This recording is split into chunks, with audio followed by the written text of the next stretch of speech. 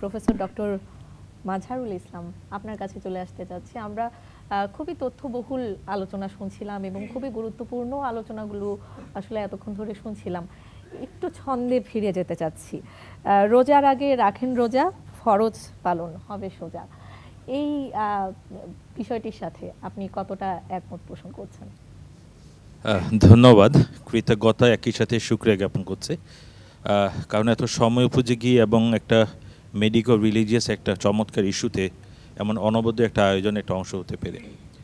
আপনি যে ছড়াটা দিয়ে শুরু করেছেন, এই ছড়াটা আমরা অ্যাসিড বির মাধ্যমে আমরা যেটা করি সাধারণ সবাইকে বোঝানোর জন্য, বিশেষ করে ডায়াবেটিস রোগী যারা রোজা রাখবেন তাদেরকে উদ্বুদ্ধ করার জন্য, সহজে বোঝানোর জন্য এই শব্দটা ইউজ করি আমরা।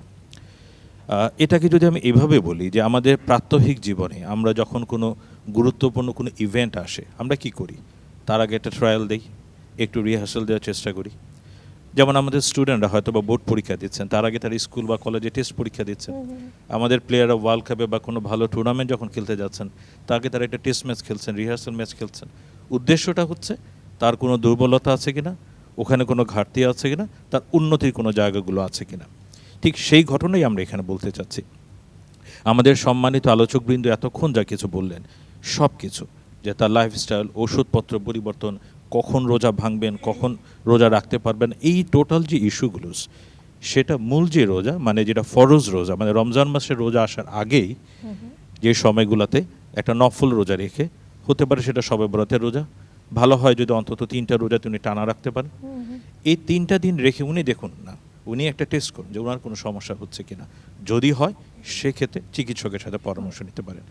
আমাদের ক্লিনিক্যাল প্র্যাকটিসে আমরা দু রকমের পেশেন্টই পাই।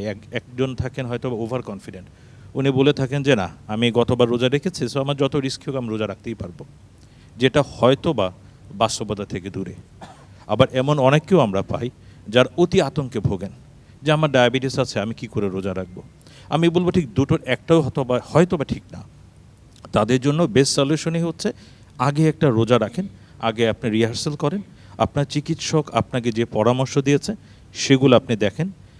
আমার আগের আলোচক যেমন বলেছেন, যেমন ইফতারের আগে, ইফতারের 2 ঘন্টা পরে, অথবা রোজা রাখা অবস্থায় যদি কোনো খারাপ কিছু লাগে উনি ব্লাড সুগারটা চেক করে দেখেন, উনি কি সে অ্যালার্মিং স্টেজে যাচ্ছেন কিনা। সোজা কথা হচ্ছে উনি যাতে ফরজ রোজা, যেটা আমরা প্রত্যেক মুসলমানই চাই যাতে সঠিকভাবে পালন করতে পারি, তার আগে উনি একটা রিহার্সাল দিয়ে নেবেন। এবং আমরা চিকিৎসকরাও আমাদের দায়িত্বের জায়গা থেকে আমরা মনে নিশ্চিত হতে পারবো। ধন্যবাদ। অসংখ্য ধন্যবাদ আপনাকে।